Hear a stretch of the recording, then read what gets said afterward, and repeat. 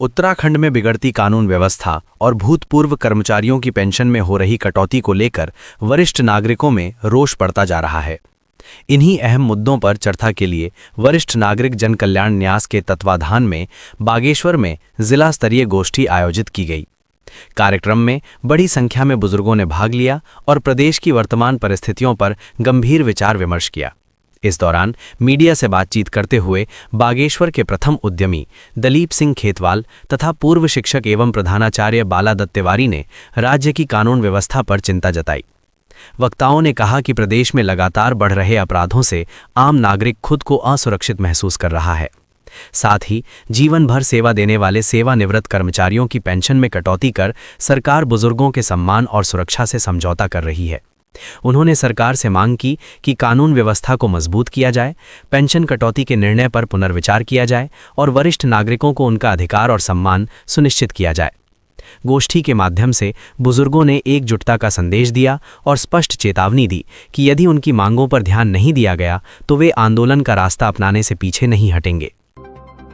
मैं जहाँ तक हम न्यूज़पेपर पढ़ते हैं या ये इलेक्ट्रॉनिक मीडिया से जो घटनाएँ आ रही हैं सामने, उससे लग रहा है कि उत्तराखंड की सरकार जो है कानून व्यवस्था स्थापित करने में बिल्कुल असफल है। शिक्षा निदेशक पर उसी के ऑफिस में जाकर के सारे कर्मचारी के साथ मारपीट करना, लहूलुहान बना देना, ये इतने बड़े अधिकारी पर जब किया जा सकता है तो छोटे कर्मचारी तो कुछ भी नहीं, तो उनके साथ भी होता होगा, चुप रहते होंगे डर के मारे। तो कानून व्यवस्था काफ़ी लचर हो चुकी है। दूसरा, सीनियर सिटीजन के बारे में मैं बता रहा हूँ, हमारे आज बैठक हो रही है। भारत सरकार ने एक अधिनियम फाइनेंस एक्ट 2025 पारित किया है, जिसके अंतर्गत अब सेवानिवृत्त कर्मचारियों को, चाहे वो किसी भी वर्ग से हो, ये सेना से हो या प्राइवेट सेक्टर नहीं, सरकारी सेक्टर से हो, भारत सरकारी कर्मचारी हो या राज्य सरकार के कर्मचारी हो, उनको 8वां वेतन आयोग के अंतर्गत जो है DA का लाभ, और कोई भी 8वें वेतन वृद्धि में कोई भी राशि नहीं दी है, यह पास कर रखा है। जबकि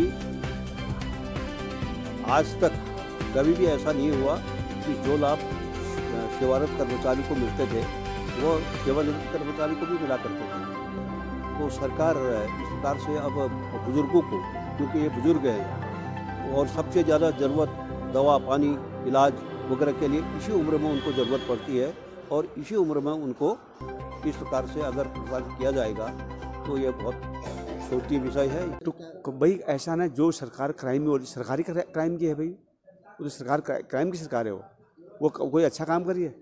अब जो आज बोल रहा है वही क्राइम के दौर में फंसे जा रहा है। कल एक मामला आया था, वो झापड़ मार दे, अधिकारी को झापड़ मार दे। क्या कहेंगे? तो ये है ना, वो समाज में ऐसा हो गया ना, वो सरकार इतनी बेलगाम हो गई है, क्योंकि उनके पास बहुत, देखो सरकार, हमारी गलती है भाई, वो हम बिक रहे हैं वोटों में, हम बिक नहीं रहे क्या? कितना दुर्भाग्य है हम, और वोट के वक्त हम शराब और शिकार और पैसे में बिक जा रहे हैं। तो ऐसे तो सरकार आएगी, अगर ऐसे सरकार को हटाना है तो पहले सोचना पड़ेगा यहाँ पर, नहीं तो कभी यह भला नहीं होने वाला नहीं है। ऐसे सरकार के साथ सुरक्षित हो सकते क्या हम? कोई सोच सकता है इसमें?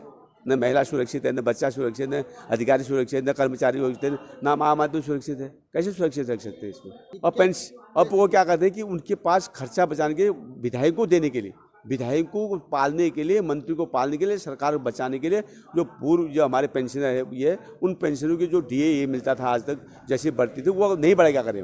ऐसे प्रस्ताव पास हो गया उनके पास, उनको बचा, केवल उनको विधायक बचाने, मंत्री बचाने, बस, उनको कोई लेना देना नहीं है। ये इनकी नीति है। इस नीति से देश फिर गुलाम हो जाएगा। धन्यवाद।